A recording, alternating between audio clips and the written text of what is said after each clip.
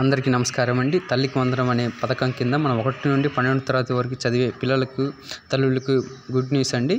మనము తల్లికి వందనం పథకం కింద కావాల్సిన అర్హతలు అనర్హతల గురించి మనం ఈ వీడియోలో తెలుసుకుందాం. మనం కావాల్సిన అదే మొత్తం కుటుంబ ఆదాయం ఎంత అంటే గ్రామీణ ప్రాంతాలకు నెలకు వచ్చి 10,000 లోపు ఉండాలి. అలాగే పట్టణ ప్రాంతాలకు వచ్చి 12,000 లోపు ఉండాలి.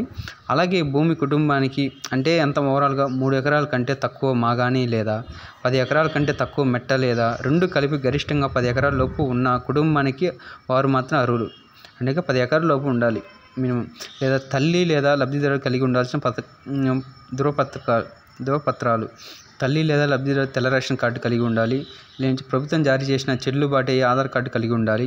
అలాగే దీనికి కావాల్సిన ప్రభుత్వ ఉద్యోగి పెన్షన్దారులు అయితే ఈ పథకానికి అనర్హులు ఉంది.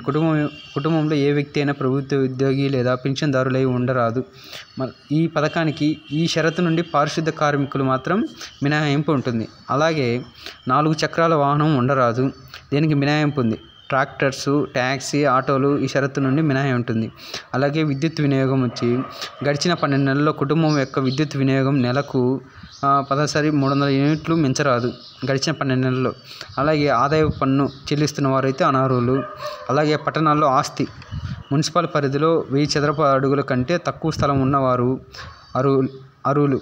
అంటే 1000 చదరపు అడుగుల కంటే తక్కువ ఉన్నవాళ్ళు అర్హులు. 1000 కంటే ఎక్కువ ఉంటే అనర్హులు. పట్టణ ప్రాంతాలకు మాత్రం ఇది వర్తిస్తుంది. వయసు, లింగం ఈ షరతు వర్తించదు.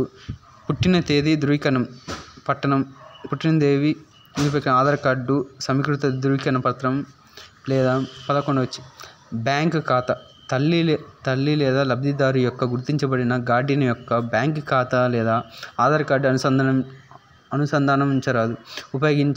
ఉపయోగించి ఉండాలి. అంటే అతనికి సంరక్షకుడిగా ఉన్నవారు తల్లి లేదా గార్డియన్కి ఆధార్ కార్డు లింక్ అయి ఉండాలి. అలాగే హాజరు మాత్రం 75% ఉండాలి. విద్యార్థులకు 75% హాజరు ఉండేలా చూసుకోవాలి. అలాగే మళ్ళా తెలిసిన తల్లికి వందనం పథకం కింద గత ప్రభుత్వంలో అమ్మఒడి పథకం కింద గత ప్రభుత్వంలో ఇంటికి ఒక వ్యక్తికి మాత్రం ఇచ్చేవారు.